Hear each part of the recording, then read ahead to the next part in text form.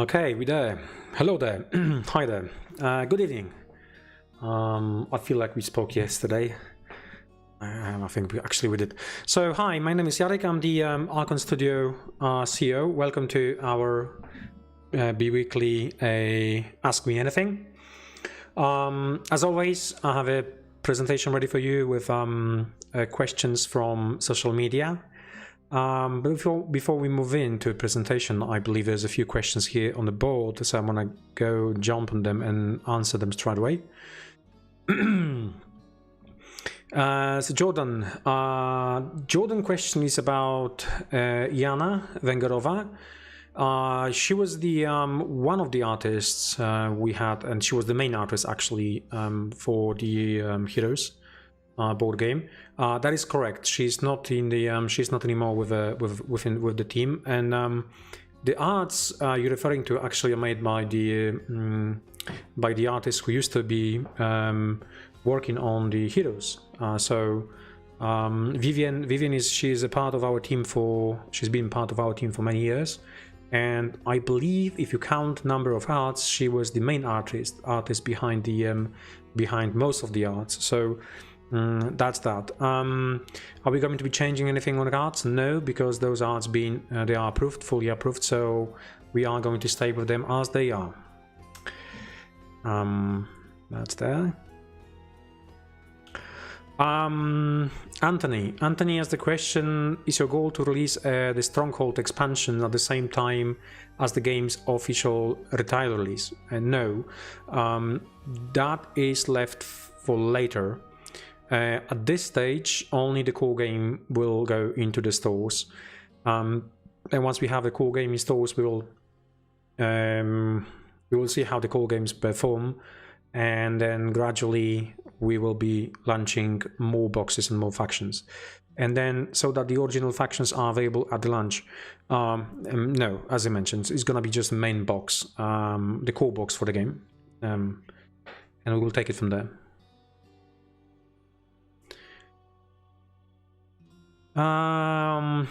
Question from Bonji, Mr. Bonji. Will there be pre-painted set, basically? Question about the caves pre-painted sets. Are they going to be sent quicker, or are they going to be delayed on them? No, I think because the way the process is, I think we're going to prioritize the terrain pieces in order to have them in stock for you, and then move to the expansion bits, and stretch goals. We have to do that way because obviously the painting process is a little bit slower than injection process. I believe we can paint 60 sprues within 1 hour with one machine, and we plan to have at least 3 machines or maybe even 4 machines just for the pre-painted set, depending on how big how large the Kickstarter and demand will be for pre-painted sets. So that's that. So we still have to do it straight away. We cannot delay it whatsoever, because otherwise it's gonna go forever. So I'm expecting to have both stocks painted, unpainted and painted at the same time, roughly, because once we finish spruce, unpainted, painted ones, and then finally the stretch goals, we will have everything to send out. There was a good question here, which I...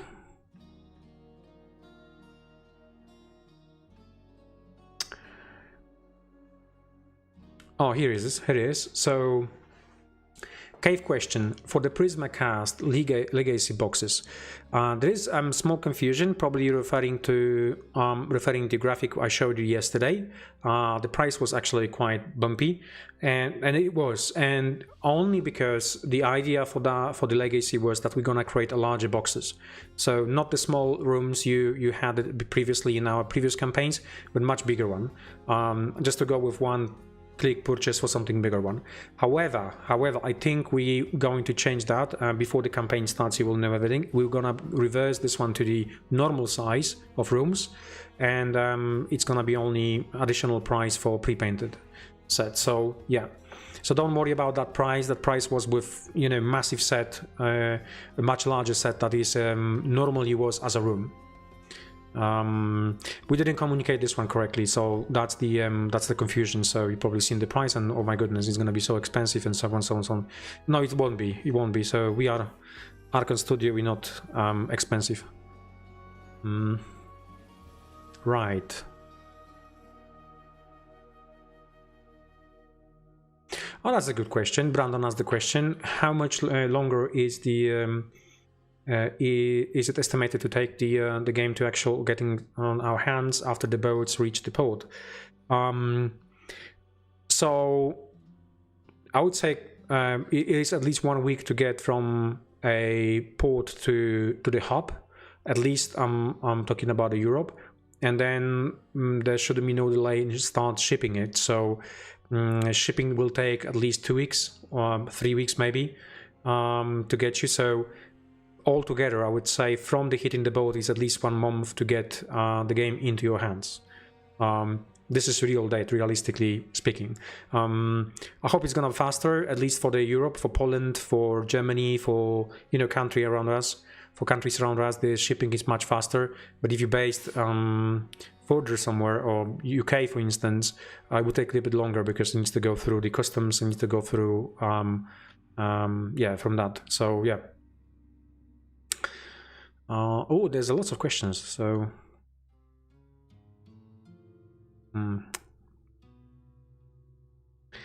hello there, hi there.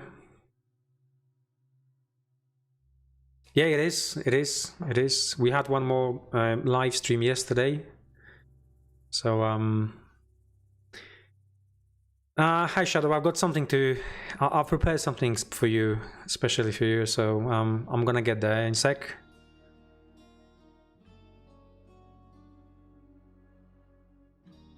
Okay, Shadow and Son, how are the cave super stretch goals in the appear to be guarantees?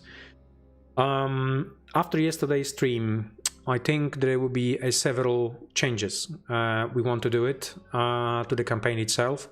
I have a slide dedicated to that.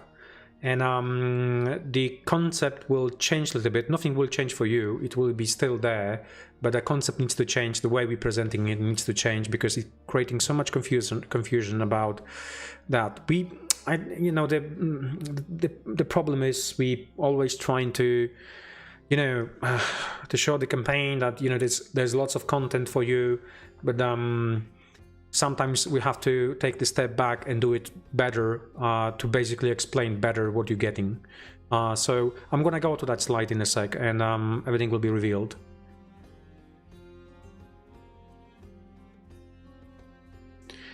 So the question is about the Prisma Color technologies and in here to be brought to use for personal use. I don't think so, because it's like the level of machine and level of technology which goes into that one. It's equal to a massive printing machine. So the same story. You could potentially buy tiny machines which do coloring, different type of coloring or UV printing, but they not within technology which allows you to actually do the so-called drop, high drop. And that's the tricky bit. Most of the this type of machines allow you only to print within the distance of 1 millimeter from the detail itself. We are able to actually shoot the paint from round about 25 millimeters. So it will allow us to actually paint those uneven surfaces. Otherwise, you wouldn't be able to do that. So I don't think so. I don't think it's going to be any close. And then I don't think there is a demand. Like 3D printing, there is a demand for this technology to be developed. This one, I don't think so, that anyone would like to have this one for them. So, yeah. Okay. Yeah, that's correct. Jakub just mentioned, and again, Vivian is the author of the nature units in the former sets. So here you go.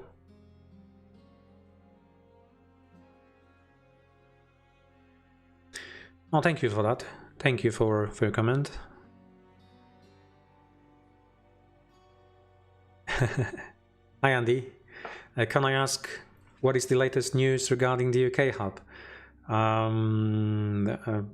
will have some good news. Hopefully, I'm gonna have some good news next week or week after, but it's moving, and I did say to you guys, it's gonna happen, so it's going to happen. We are going to start with a sales team, and then hopefully within 3 months it's gonna expand to warehouse, and then we'll take it from there just to get more people into the business. But it is happening. I'm smiling because literally we had a meeting today about it, and yeah. So Nado, is there a chance to get neoprene mats for the all-terrain package in caves? Asking for a friend. I don't think so. I don't think we have anything left in stock. So for us, in order to actually get them back in the stock, I would have to have like large orders, basically. So this time around, we won't have it. However, maybe in the future, if we're going back to type of encounters terrain, we might have them available for you again, but not with this. Yeah.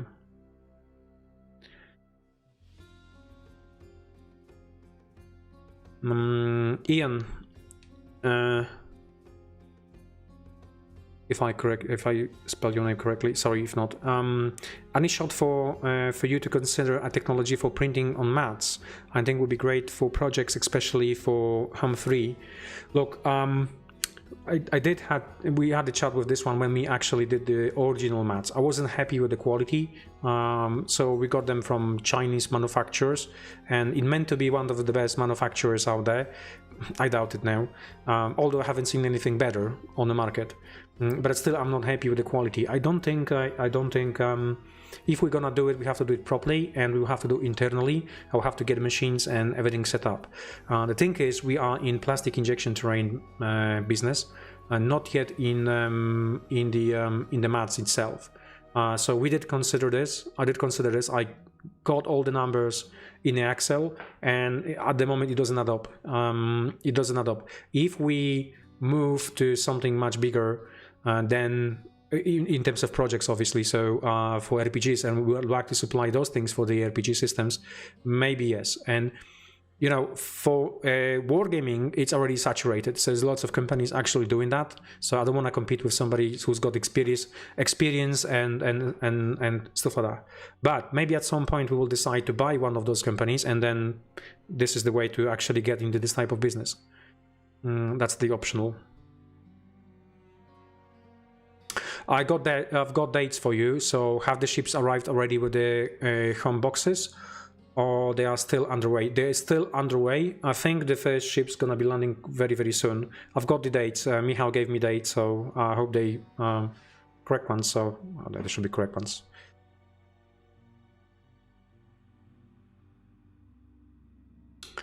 Hi Life. No, we didn't. It's still Vivian. It's still Vivian doing the arts. Oh, by the way, if you're here for Might and Magic in general, I've got something you haven't seen yet. Nowhere. So something for the something for the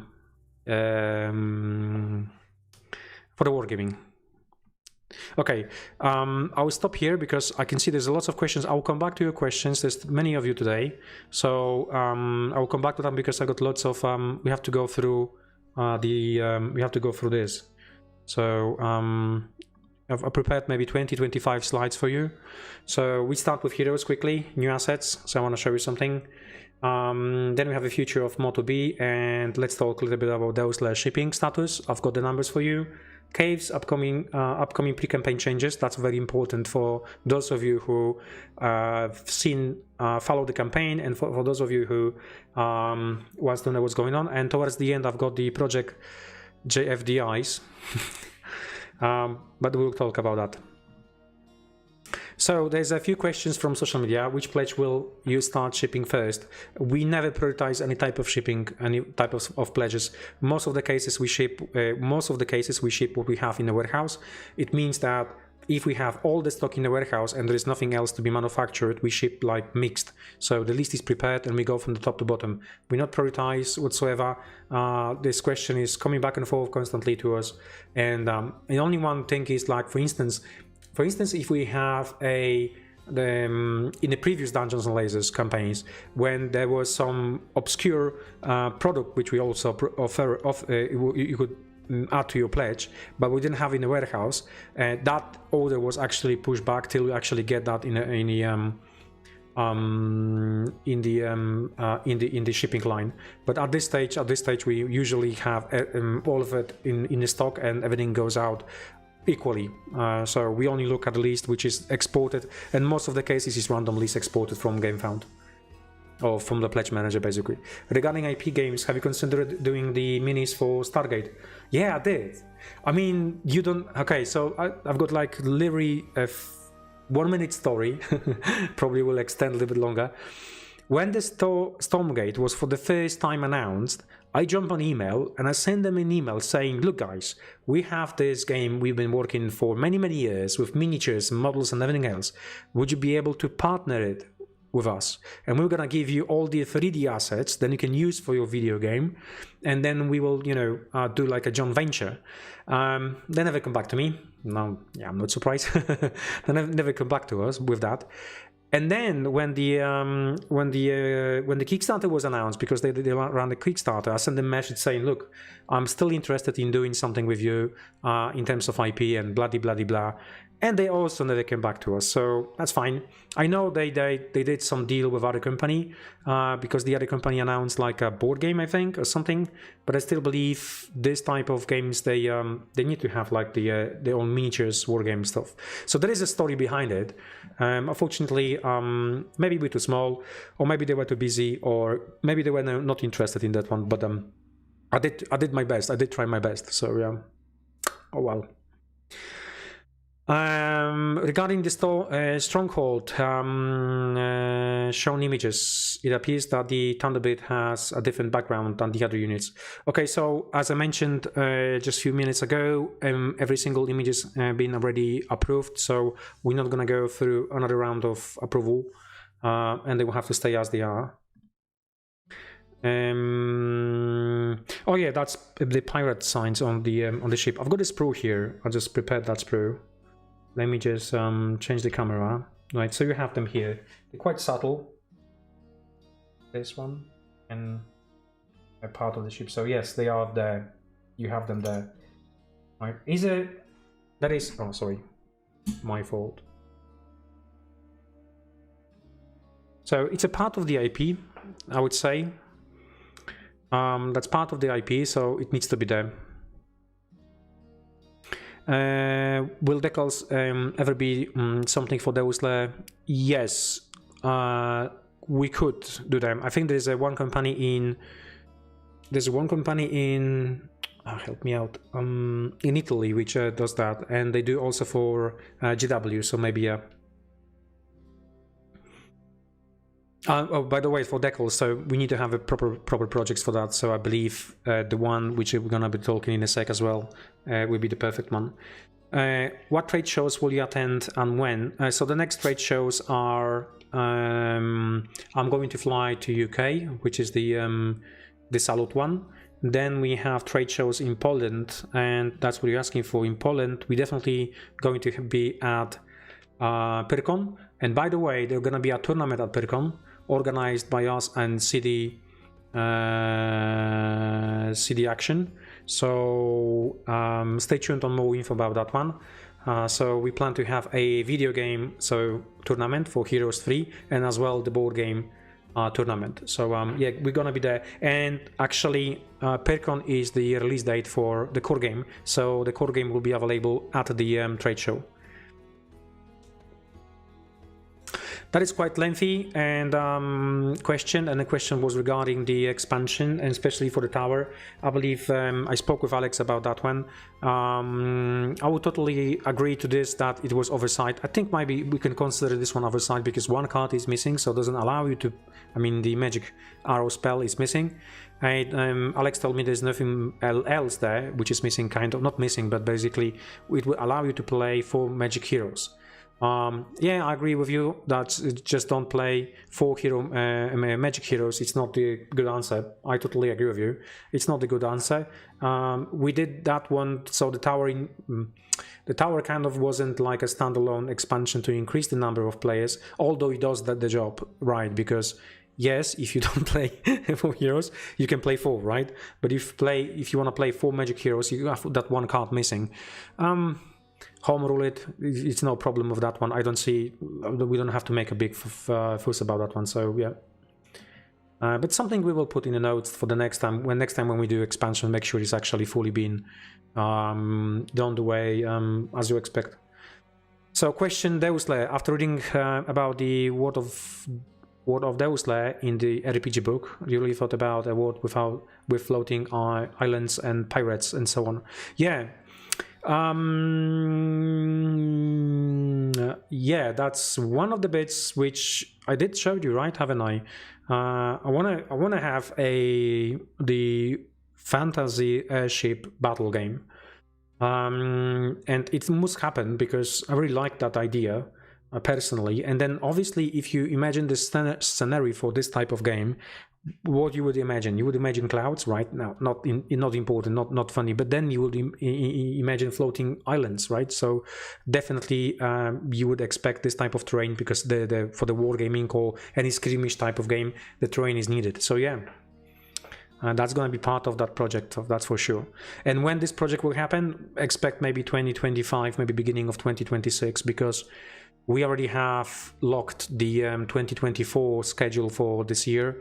We do have some bits and bobs for 2025 beginning, actually 2 projects, 2 miniatures projects, and yeah. Might and Magic Wargame. Which Might and Magic settings do you plan to explore in a wargame, given that Home 3 board game takes place in... Yeah, so we're not going to be changing settings whatsoever. It's a full refresh of Might and Magic, so we're going to stay with Heroes 3 setting.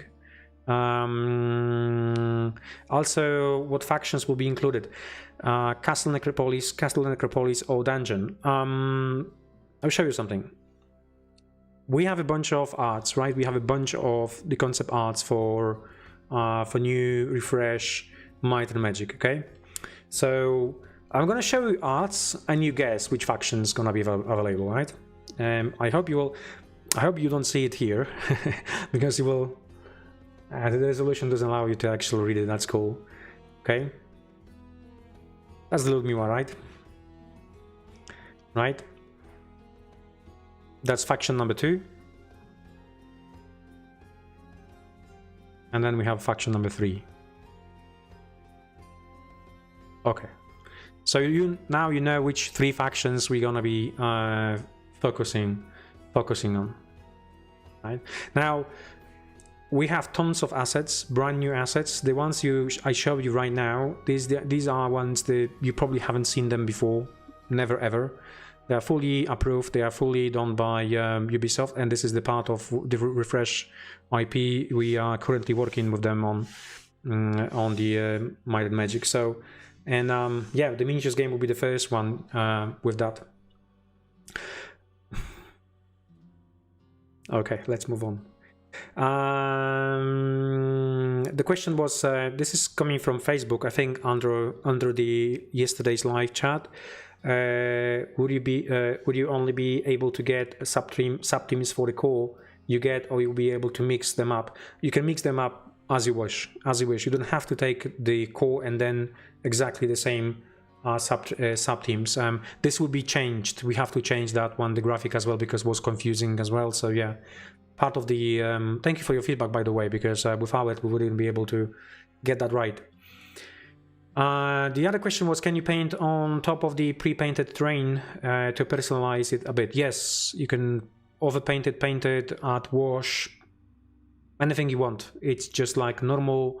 If you have like normally painted miniature and then decided to actually do a little bit more, personalization. I see you scratching the tiles and it makes some work, but what about impact? Something heavy landing on it will chip it. Okay, how's waterproof it is. So a couple things. It's not completely waterproof. It must be. It is because it's not water-based paint. So the biggest problem with miniatures models when you use water paint paints, although they not do that because they also get crystallized. So there is some residue in the paints, which allows you to once you paint it, you have to use the green liquid to get it dissolved. The same story is here. So it's not like it's a water paint based paint and you can just use water to remove it. No, it won't work like that. I can do the test if you want. Chipping is the same story. So you won't chip, and to be honest, the plastic is actually quite robust anyway. So in order to chip anything out of plastic, it will have to be extremely flexible. So like a rubberish, if you have a rubber, for instance, so they may expect actually the paint to chip, but not on a plastic like that. Yeah, I mean, this comment was under the video, the YouTube video from yesterday was about the NLs. I totally agree with that comment because it is still confusing, and as I mentioned, I've got the slides to explain to you what exactly will be what we plan to change. Heroes. So quickly about the landing ships. So this is the data I've got today. Poland 4 containers and landing on 26. So in a 4 days time, Poland another 6 containers. So this is all for the Europe. That here it needs to land in Poland because they're gonna go straight away to green logistics. Then we have another containers on the 6 containers landing on 11th of March. Then we have 7 containers landing on the 8th of March. I should be other way around, but that's what it is.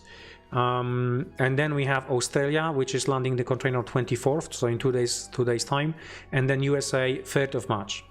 That's the total plan of containers. So once they're there, or at least for the European ones, because this is being dealt with green logistics. Once they're there, or before they're there, the green logistics should be sending out emails to you just to confirm your addresses. So we will know definitely. It's very important that you have to do that for Europe. Otherwise, nothing will be shipped out. You're not gonna get your parcel till you confirm your date, your address. We do have problem now a little bit with caves as well, because we're shipping caves from not caves, the Deusle one, where we ship like to countries like Serbia, for instance, and people not collecting the parcels because there are some additional payments to go through. Something we're gonna have to address, because guys, we just paid $1,200 to get the parcel back. Which we didn't agree to, because when it was sent out to customer, and then customer didn't want to pay any import taxes whatsoever, and so the parcel bounced back and came back to us with the bill of $1,600, and it's something we cannot actually do that anymore. So in the future, for any other country which is not in the EU, and it's got like very, very strict customs, we're gonna have to reconsider doing any shipping parcels whatsoever, right? So it's super. I mean, the cost is actually astronomical if you compare to how much the backer pledge and how much you pay for the shipping, right? So yeah, something we have to consider. So yeah, going back to this one, please make sure you update your things once you get the email from Green Logistics, right? So some questions. So that one I just answered this one. So shipping are still going. So ships are still going.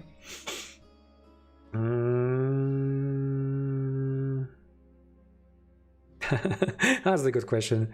How are you, Jarek? Feeling better? Much better. Much better. It's all good. It's all good. Running the business is not. It's not pleasure. You just have to do it.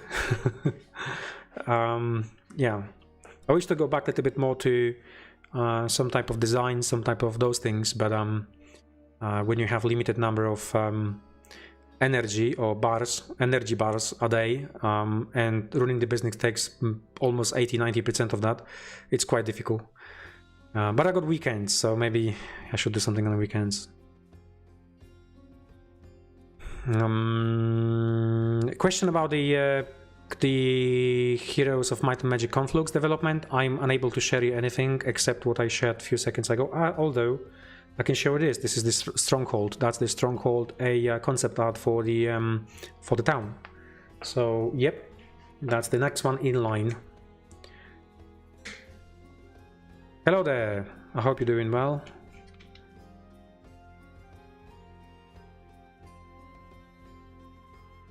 Hi Adam. Adam asked the question about the Heroes Might and Magic, and would it be possible to order, for example, future factions and another Azure pledge in the future? Yes, that's true. Yes, that's correct. I just noticed Wolverine tanks in the upcoming Epic Warpath game. Can you tell us more? I don't know. In general, we make production for the companies, right? So that's the thing. I think Epic Warpath Epic will be manufactured by us for Mantic, so that's good. And if they incorporated Wolverine tanks, then great. But it's Epic, so it should be smaller one. I need to check that. I'm wondering how they did that.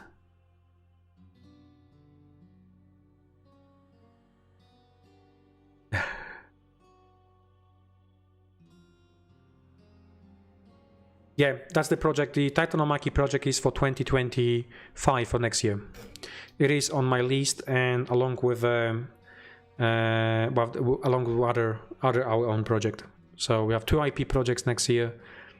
And by the way, most of the projects next year are actually gonna be dedicated to retail.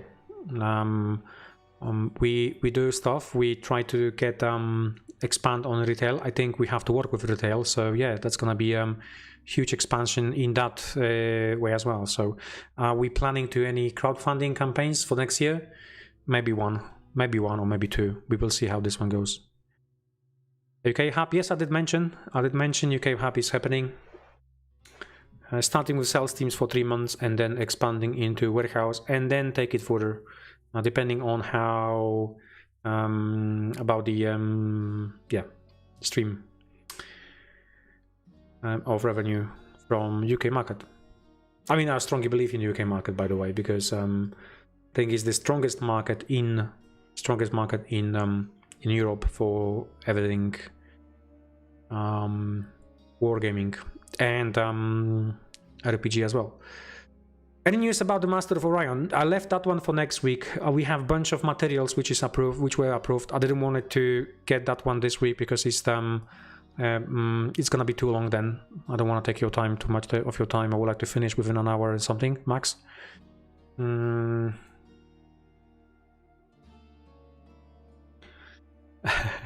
I do.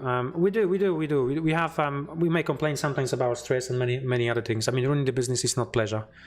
Many things are basically, but not like, doing everything. And I did mention this one many years to somebody that if you run the business, you have to know everything and nothing really. So you have to know a little bit of accounting, a little bit of logistics, a little bit of engineering, a little bit of that, and in general you cannot go and specialize yourself as a CEO because other parts of the business will collapse. So yeah, when you sign up for being a CEO, if you sign up for running the business, you have to take this one in consideration, that there's going to be quite a lot of that bits and bobs. So yeah, I'm learning. We all do. But there's lots of people in the business who knows more about those specific things, like obviously accounting and HR bits and everything else. So I have to trust them. So that's the thing.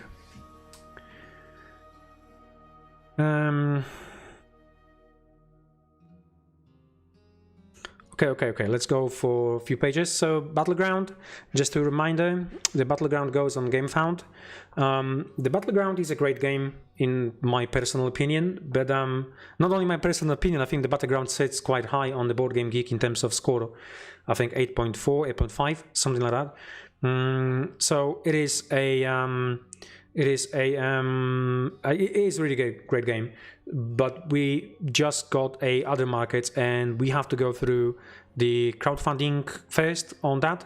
So we will be doing that, and it's the second quarter of 2024, and this time around is going to be fully available for the American markets and Canada and Australia and New Zealand. So I think that's great. I think finally we can go and tap into those that bigger markets. So that's that. Expect at least 2 factions. Expect at least some special models and miniatures. Just to give you some sneaky peek, maybe. Oh, by the way, this is the latest release, so just a reminder about the latest release, which is now available to pre-order at our store or from your local gaming store. But we're also making now a new arts for the expansion. So that one over here is a sneaky peek of the special model, which will be available as well. So stay tuned on that. Deus Lair. So let's move there. Sorry for that. Okay, let's check some questions.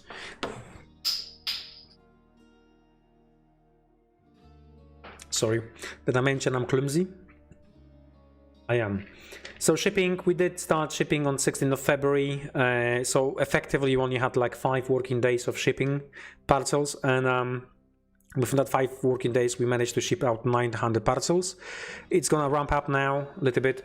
So I think the target is about 200, at least 200 parcels a day, but the team did like 275 parcels the other day and such. So we need at least 3 weeks to get everything out of the door, 3 to 4 weeks to get everything out of the door. It's coming. So that's the numbers from production, the latest numbers from production. Let's check for some questions here quickly.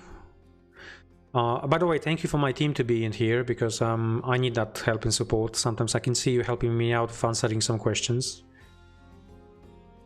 So Jarek, out of curiosity, what is your favorite Archon Studio project? My favorite Archon Studio project is the one we haven't showed you yet and we haven't announced yet, and it is IP. Although my other favorite project is the Starsight project, which we didn't release because the first project is in the works, which hasn't been announced. Basically, that's what it is. But the biggest enjoyment actually I had with Chronicle X. Chronicle X was the projects which we did here, and from the miniature point of view, obviously from the concepts, from everything around it, because it's just it basically gave me enjoyment with seeing stuff we make kind of in 80s and using quite a lot of pulp culture references in that project. So yeah.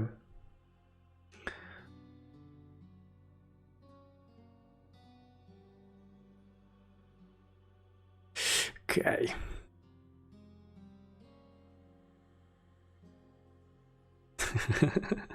Oh yeah. That's correct.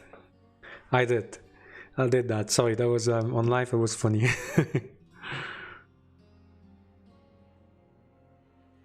Heroes 3, the containers of Poland is for Europe or world? Only Europe. Only Europe. Europe and rest of the world, right? So states, so Canada and United States are USA, and then Australia is separate. So Australia, New Zealand is going to from Australia. So that's why this is how we split.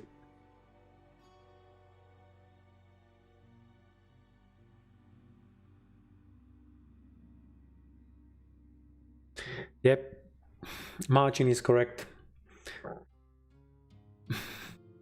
Okay, that's the Deus Lair. Caves. Yeah, I need to talk with Caves with you. Really need to talk. Just a reminder, that's the reminder about the cave. So stretch pay, 6 payments at the moment, that hasn't changed. Legacy sets, pre-painted, Kickstarter exclusive. I mean by that they're gonna be available at this stage. Maybe we're gonna hit them in the future, not straight away, in the future to retail. That's what I meant here. Returning backers gift, you know about that one, and the follower gift. So if you go on the projects, and the address is here. If you go to gamefound.com and type in the search Caves, you will find the project. So it's Caves, Deus Lair Caves. We still plan to start on the 5th of March, although I had a discussion today with the team, and I don't know, I think we're gonna go with the 5th of March, but potentially we should be able to, well, potentially we might get another week delay on that project, on the start of the project, depending on the number of assets we're gonna have ready for. So what's the changes and what's the proposed changes? First of all, the sub-teams are to be unlocked at the start. So yesterday, and somebody pointed out this one correctly, because we have them scoped anyway, so what's the point of actually getting them through kind of the super stretch goals? And it is extremely confusing explaining that super stretch goal was 3 sub-teams, but you pick one. So I think we're gonna change that one. You're gonna get the sub teams to available at the start of the campaign. Now we're only gonna be showing 6 out of 9, and the reasons why we're gonna be showing 6 out of 9 is that the other three will be scoped during the Kickstarter, during the GameFound project. So that's it. So we're gonna have them there. The super stretch goal idea stays as it is, as it was before. So once we hit a super stretch goal number value, you can pick any one sub team for free. That's it. It doesn't change anything whatsoever. All 9 still are unlocked. 6 of them you will be able to see like a full 3D render, and 3 of them you're not gonna be seeing till 3D render till we got them fully scoped. But you will be able to pick any free, the one you want, and then sub teams to match with the core teams. Here I'm talking about the colors. That is extremely important to make sure that the colors are matched between the core set and all the sub teams associated with that core set. So that's the 3 big changes we will incorporate. I hope you like these changes. I think that it's going to be much easier to understand what exactly we want to do and what exactly we want to achieve. Yeah, so that will be this week and next week job for our graphical team to make sure that we get there. We do have like 9,260 people following the project. Thank you very much for that. There is a video which we did yesterday on the page, so if you go on the page you haven't watched yesterday and you're not going to be bored with my ugly face today, you can still see my face for another hour or so.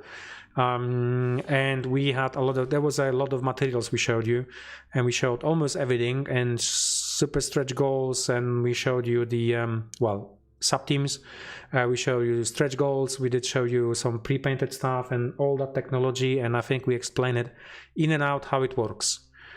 Yeah, right. So that is that. Okay, so let's move on to this. Okay, so a little bit of explanation. Let me check for questions before I talk about what you see on the screen now.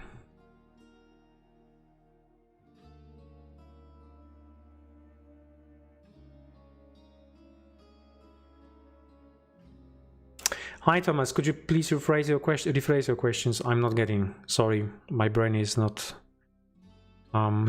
doing 2 live streams in a week, maybe exhausting my brain cells, at least the gray ones.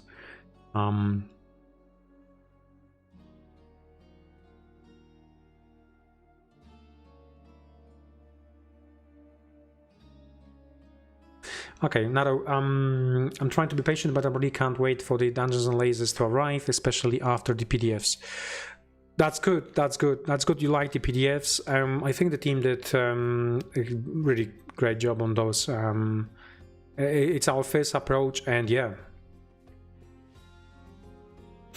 I hate onions. As the question, how many parcels are there in Deus Lair? If you did 900 already, how many left? 5,000.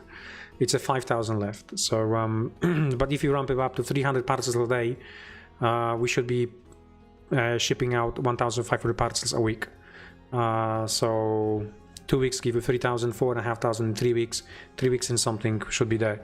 Obviously, it's all depend on the size of the parcels. I mean, if you're gonna get for the small ones, it's gonna be more every single day.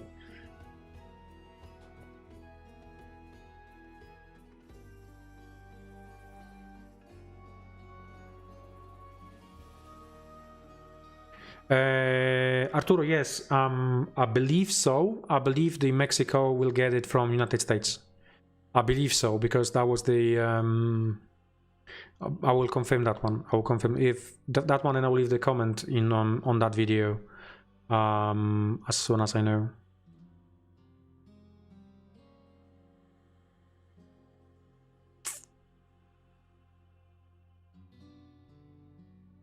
Okay. Spacecraft, that's the good one. Why not? Let's call it that way. It's a good name. Kresu, any updates on Master of Orion? I will have updates next week, because not next week, but the next AMA. It's gonna be happening during the campaign. I don't mind. I think during the campaign will be a more live streams. Once the campaign is started, the plan is basically do every couple of days at least one AMA questions and answers on the caves, because I'm expecting lots of questions. I do expect lots of things like, you know, like to see the quality and everything else, and I think that's the way to move forward with at least our campaigns. Our campaigns are slightly different to any other campaigns, especially for dungeons and lasers, because they're extremely complex. They're not that easy like a board game. Board game usually have one product and then you have like supplements for that one. We have an almost entire store. You go there, you have one product, second product, third product, and then supplement products which bonded with that one. Then we have a number of additional elements like, you know, and so on and so on. So it's really not that easy to choose what you want, and so on, so on. So it is for us is a complex project, and as well is extremely complex to read for backers, and especially that what we notice with this campaign, we're going to have quite a large number of new people coming in, which they never actually had you know, any type of experience with Dungeon and Lasers products, neither of us, so as a creators, and neither with such a complex project. So we need to make it as easy to read as possible, and that's the task for the next week or so before the campaign before the campaign starts. Right, so what you see on the screen is the projects which we paused for many years, but we're coming back to that project. I just want to flick through many things, and some of the things you haven't seen it yet, some of the concept arts, some of the miniatures. We have 3 fully playable factions. We designed them, we sculpted them, so they were ready to go. They were ready to go into plastic injection, and I did one video about, I don't know, 3 to 4 months ago, when I did mention that it's finally we have this quality I'm happy with in terms of models miniatures, when we can make it right. Because, you know, making the war game, it's a massive investment. It's a large investment, and if you're not gonna get it right, you're gonna waste tons of money. And to get it right, you have to have all the boxes ticked. So the rules needs to be great and playtest and stuff. That's the one thing. But the most important are miniatures. You need to have the right design of miniatures, the right, you know, quality of the miniatures. Otherwise, it won't work, right? And, you know, we had this discussion many times about, you know, whenever I see like somebody's doing a war game and try to do war game with PVC miniatures, I say, no, it's a stupid idea. Why you gonna go? It's like, you don't understand you're selling miniatures? I mean, you have to sell good quality miniatures. Like, look at the Games Workshop, right? If you don't sell good quality miniatures for the wargaming, why would you even go that way? And, you know, it's completely misunderstanding of the concept of wargaming, right? And the hobby in general. So you've got to have a nice quality product. I can give you an example. I can give you the right example because we work with that company, which is the Parabellum. We make production for Parabellum, and they know that exactly, because the initial product they had wasn't that great quality. It wasn't selling well because the quality of product wasn't there. Absolutely was not there. And we've been working with them for almost 2 years now, doing tooling and stuff like that. We improved the quality, like, I don't know how many folds, maybe 20 folds. And once the people start realizing how good the miniatures now are, the business blow, absolutely blown. So, and the sales and everything else just follow up with it. So that's the thing. If you really want to have a great war game, if you really want to have a war game, basically, you need to go for the top-notch quality of miniatures. PVC, sorry, no. I mean, the first launch of, the other example would be Legion, right? So when the Legion was launched initially, Star Wars Legion, it was PVC minis. Yes, they had some start. So now ask the question yourself, why they did, with second edition, they actually released the models and miniatures on spruce. They did. I think they learned the lesson that people are not happy with the quality of models and miniatures, and they're not even comparable with GW products. You know, I mean, you're going for a AAA license, you go for B type of models and miniatures. I mean, doesn't add up. It doesn't work that way, right? So with the license, with the big project, you need to have a great quality. That's what I think. It might be you know, I might be lunatic, but I've got the proof to actually say that. So anyway, going back to this one, and also we have space vampires. We also have space vampires. So the space vampires are here. There's a bunch of stuff I want to show you about the space vampires because we have tons of new concepts. So this is something I want to show you. That's the other faction we were thinking about, Entity. It was like a liquid virus. Oh, by the way, that was designed before COVID, so no, we didn't get the idea from COVID, but it was designed before that. So it's a space virus, basically, metallic shaped space virus, which it's got a nice background stories. And we did like quite a lot of the quite a lot of concept arts. We even did some miniatures, so we even start sculpting some miniatures for that. So that's the one. Yeah, Venom Race. That's the good call. True. Yeah. And then we have this. So these are also vampires. Like heroes. Basically, we've made a lot of things, lots of concept arts. A lot of concept arts for the for this project, and this is the project which we keep. I cannot actually get out of my head. Literally, I cannot get out of my head, and I know very well I need to sit down personally on that one. Especially, I need to sit down on Fluff, so the background stories, because it sits in my brain constantly and it evolves and develop, and lots of ideas. I'm coming back and coming back and forth, but in my brain. But I cannot actually give this project to anyone out there. We did try. I did try with few good writers, and the quality was great of writing, but that wasn't what I was expecting to be. Like, you know what I'm saying, yeah. So this is the projects I need to sit down personally and at least they put the grounding stone, so foundations for it to actually build up on it. So yeah, so that's what you see on the screen. This is one of the vampire heroes we planned for that one, and there's many more necromancers. So space vampires, space necromancers. These two actually are necromancers, and then we have more vampires. That is actually I like that scope of vampire. We have a massive ears and the shoulders, which deformed shoulders, which allows you to kind of expressing like a kind of wings. I mean, that's amazing. I think if we turn this one into miniatures, you're gonna be extremely happy with the models and miniatures on that one. So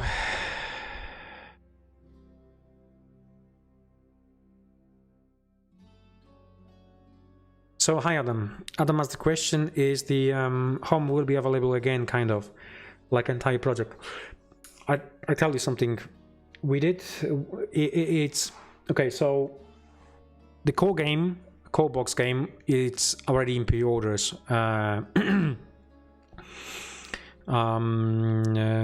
It's in pre-orders. If we're not gonna be happy with the numbers, and that's all about the numbers. If you're not gonna be happy with pre-order numbers and sales and things like that, we might take the entire project back on the game fund again. So you will be able to get it if we decide to do so. It's we're running business, so we have to make decisions based on numbers, not based on what we think, on what we feel. But that's what it is. If we have to take it back on the crowdfunding, we will take back on the crowdfunding. Then it will allow you to get another set. That's what it is, another set. So that's it. That's that. When we going to tell you about this, I think we have to wait till release date. So we have to wait till June, July, round about that time when actually it's gonna hit the stores, and when we will see, and when we're going to see reorders. And if the reorder is gonna be good, we're gonna stay with the original plan, which means following the reorders we will add more expansions to retail. And if they won't be satisfaction, if you're not gonna be satisfied with the numbers, we're gonna have to do other way around, so take it on back on the crowdfunding. It is the strategy which is used for other companies, so don't get me wrong, don't be angry with me whatsoever. So we have to be basically on that. But yeah. But yeah, that's how it works in terms of running the business. Okay. Okay, let me check the comments. I'm going through the comments now. We did a lot of for the Empire of Man minis, and we have them in plastic. I think they are available now through retail, right? So you can buy them actually in retail. I'm pretty sure those sets are available in retail, like entire line. So entire line, if you need more models, you can go on our website, or you can go to your local gaming store, or from online stores and get it.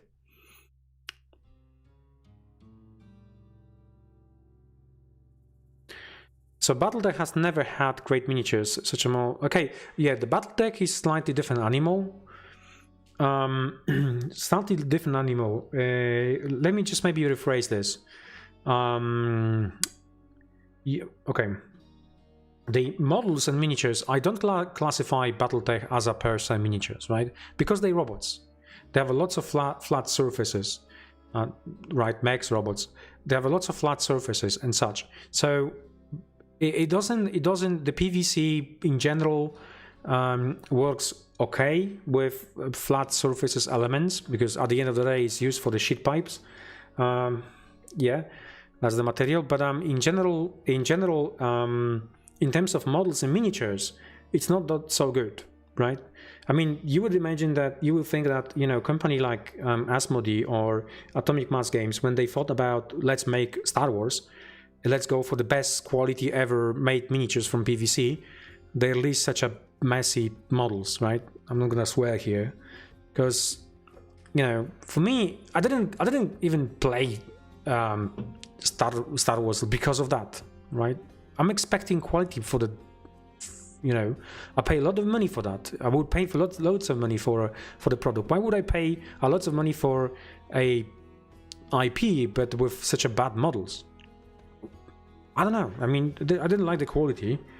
I got a box. We got a box for the company here just to open it up and do the, you know, normal teardown, just to see what's inside and do, you know, analyzing this one. But no, when I saw the models now, this is not wargaming. If they want to make board games, let them do board games with PVC models. That's fine. But if you go for the wargaming with PVC models, no, nobody actually succeeds with that. No one. There's no company out there which make, you know, PVC models and for the wargaming, and they were happy with it, right? And, you know, and customers was happy with it. You know, I don't think, even depending on the strength of the IP, doesn't really matter. The strength of the IP doesn't really matter. Yeah. So going back to the Battletech itself, it's PVC, so PVC will work for some of the hard surfaces model. So some of the which are squarey, boxy, because it doesn't, even if it shrinks, it doesn't. You cannot see it. But for the fine detail, like a fingers, like a weapons, and such, no, it won't work. Because the way the process works is you have a physical model which is then turned into metal mold, and during that process it loses the quality. It's losing quality. So at the end of the day, even if you have the best mold or design ever for the miniature, once you have that steel mold made out of it, it's going to lose some quality. It's going to lose some quality. There is a couple ways around it, but if you're going to make for the board game pieces, then yeah, fine, you can actually make this one around it, but really not for the wargaming. So yeah.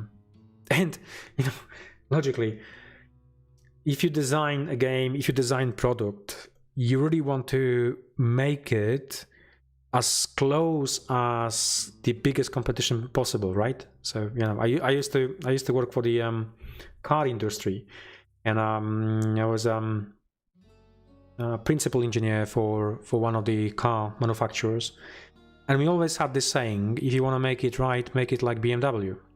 And we were next to the BMW as a company, and the reason why they were saying this is basically because we compete with BMW, and we wanted to compete BMW. We wanted to take it over BMW. Obviously, impossible task, but back then. But still, if you want to make something right, make it like a BMW. Yeah.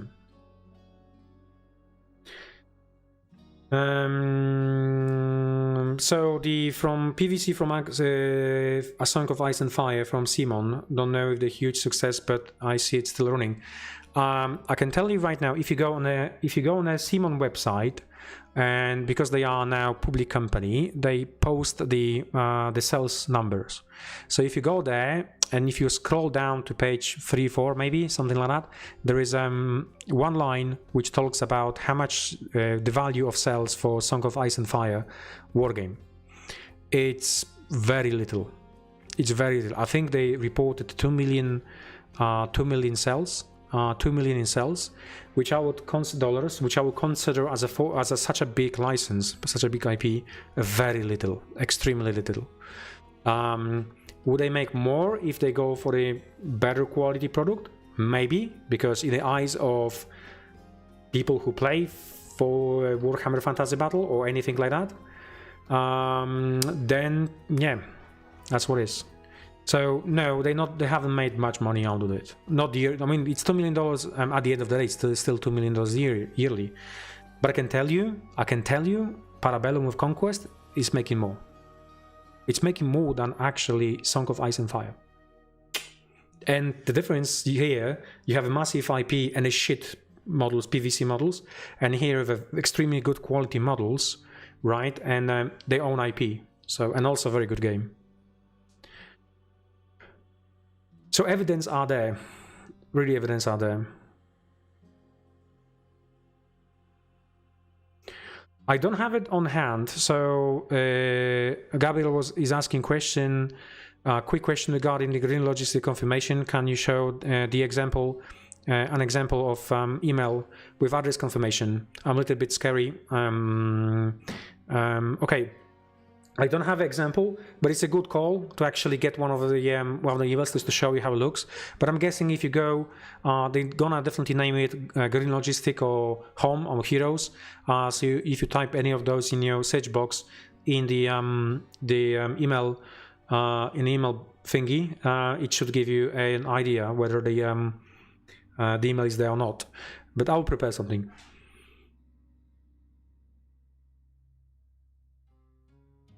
The scale for our miniatures, I think we're going to move our entire scale to 32mm models. We did 28 with Townfolks, and I think we haven't done enough research back then. That's what it is. We haven't done enough research back then. We were living under the assumption that everybody makes 28mm models for D&D supplements, and when we got samples from competition, when we look at the size of the miniatures, we say, well, they say on the box is 28, but it's not. Physically, it's not. They are much more bigger. So we kind of went with 28, but we fool ourselves with thinking that everybody else is actually making 28 when they say they're making 28mm models. So the entire line of the models miniatures will be moving into 32. And I think the 32 is almost much better scale. It's kind of heroic scale of GW. GW also goes with the bigger models. If you compare even latest orcs with new orcs, the latest orcs are much more beefy, much more bigger. I'm not mentioning even Space Marines, but Space Marines, the scale is actually out of charts if you compare to old ones. But even Necrons, if you compare Necrons old one to new one, they're actually much larger, a bit larger. So 32 is a new black, 32mm is a new black, and that's what we're gonna do. Moving on. And same goes for the heroes. So the heroes wargame will be 32mm models scale. So meaning that you're gonna get large dragons, much bigger dragons that you found in the board game.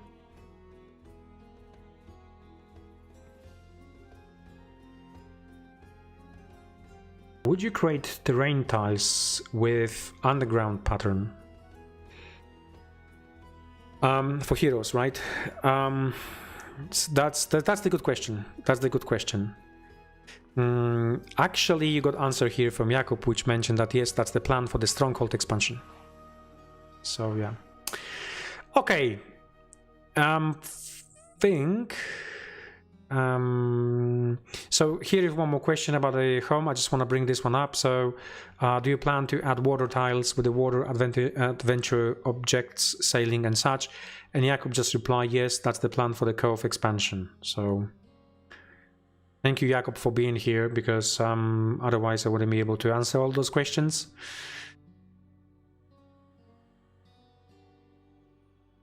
I can't find Empire of Men. Really? Really? Oh, we can go quickly through that as well. So,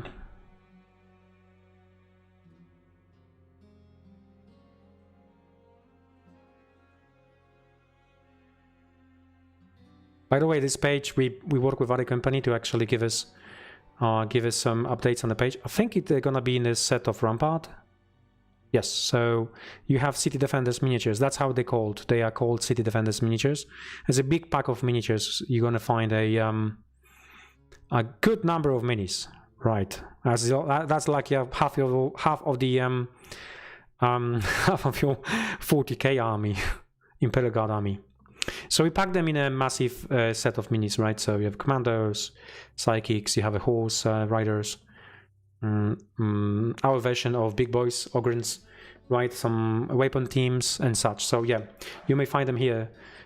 Price is 59, but I believe if you're gonna go somewhere out there, you're gonna find them slightly cheaper. I just want to go through this. Is there any questions here? I believe there are some questions. I should go and answer at least one or two. That's correct. I mean, the Prisma cast is happening. You might not see the text now. I'm gonna read out. I'm gonna read for you. Now, the question was here from the same question I actually answered today. It was about the 85 price tag on those legacy boxes for Prisma cast. That was in assumption that the box is going to be much bigger, so the content of the box is going to be much bigger, twice bigger or 3 times bigger than you would find normally in the previous sets. However, we're going to reverse that and go back to the previous idea. And somebody answered here. Yeah, so yeah. Thank you for clarifying this one for me. Okay. Yeah, so the page is there, and that's the video I mentioned to you on Caves. You can watch it. That was a video from yesterday if you want to have a look. Okay, let's go back to pages. Do I have any more? I don't have any more. I do not have any more. I'm gonna go quickly through the questions. If there are some good important questions, I mean, all the questions are important, but if I have them, I will definitely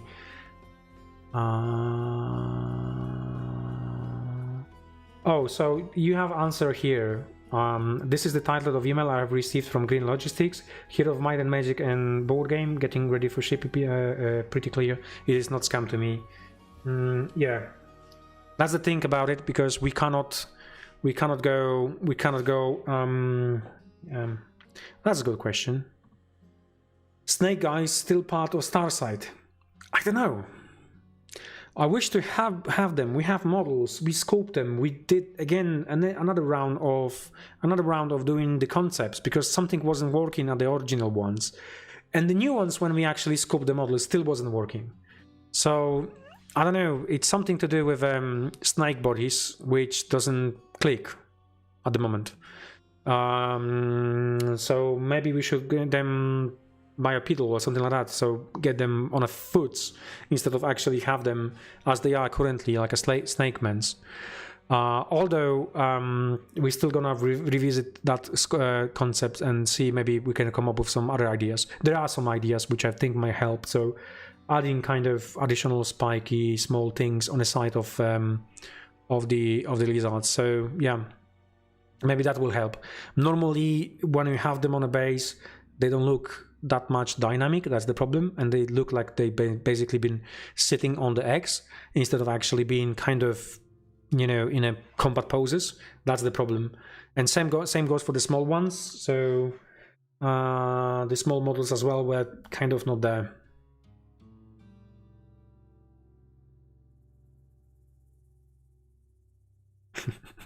Yeah, that's a lot of schools. Ignore the schools. Yeah, it's like it shout at you like, oh, this is 40k. No, yeah, we have to do less schools. Let's leave schools to the Games Workshop. Right. Okay. That's a good one. I bet they just need some tactical rocks. That's good. Yeah, that's the good one. Okay. Thank you.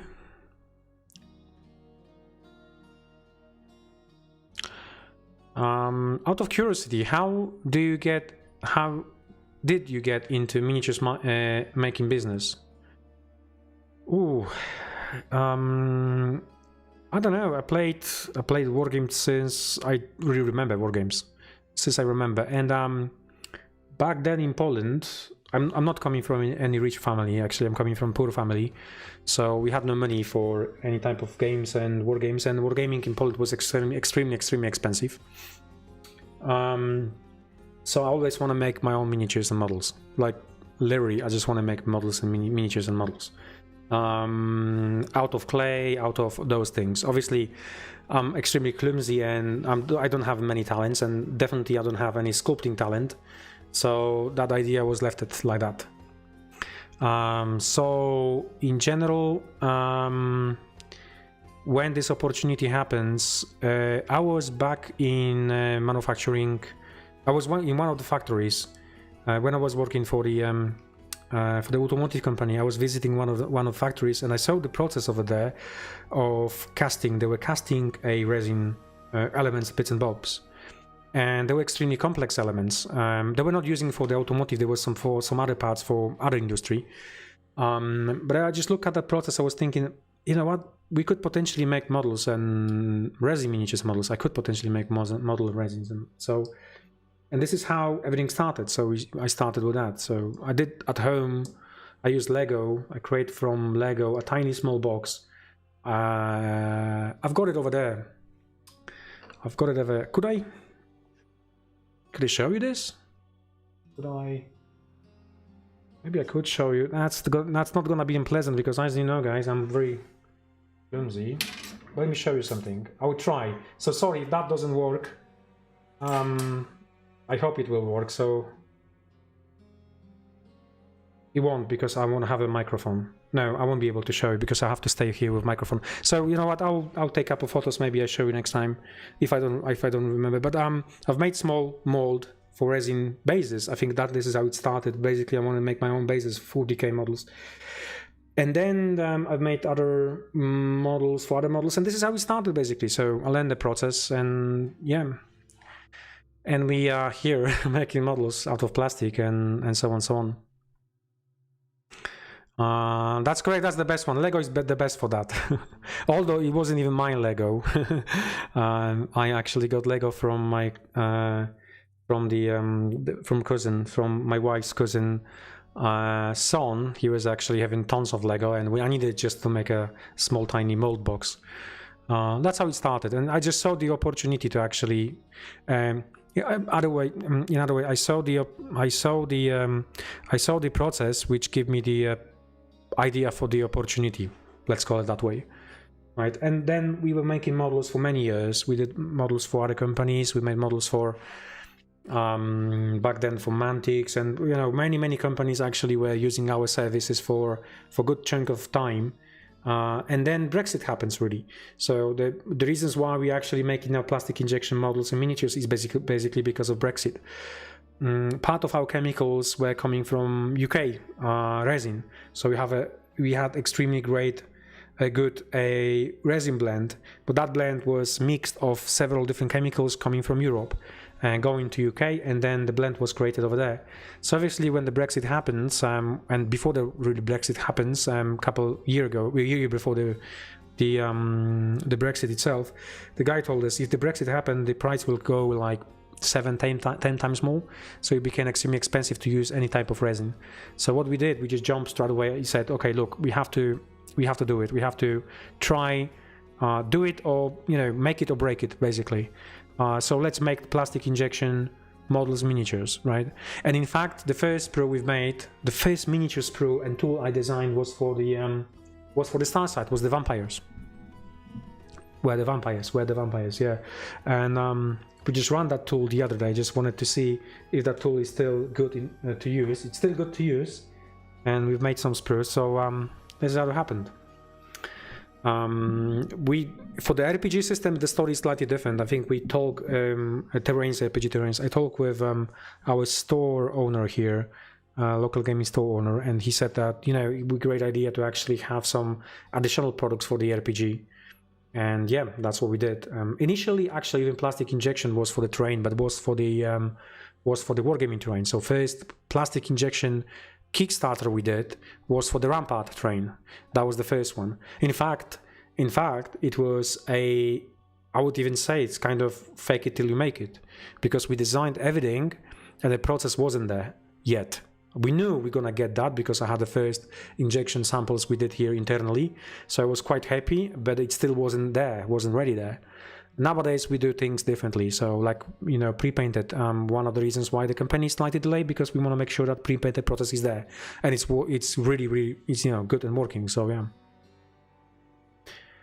Can we expect future expansions on Wolfenstein? No, I don't think so. This license is gone, and I don't think there is a need for, well, there's no business case to actually go back for that license at this stage.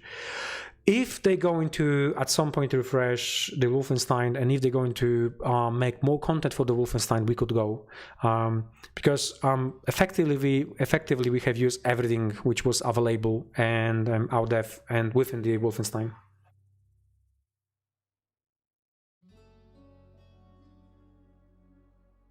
Yeah, but you know what? What's funny about the Rampart? So Rampart is a great line. We have them all. Yeah. But when you look today, it's like you can feel it's kind of outdated, right? I know we could do much better now. I think there's even if you get for the cathedral first, if you grab your cathedral and then compare to anything which is like the latest one, which is the city ruins, right? It's a milestone. It's a huge difference, right? Between it's a miles ahead basically in terms of everything, like quality of sculpting and technology. The background music is made by one of the artists. His name was Adam. I don't remember this his surname, and that was made for one of the games we were working on. Yeah. Yep.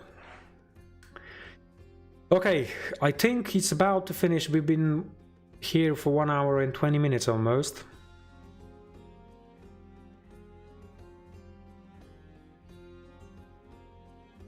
Oh yeah, you know, if we had more time, I would tell you the full story, especially on the way how the plastic was developed. We had extremely a lot of luck, right? I mean, if you try to do something and you have absolutely no knowledge, it will take you some time to get there, and it will take you a lot of time to get there. We were kind of fortunate to be in some places at the right time.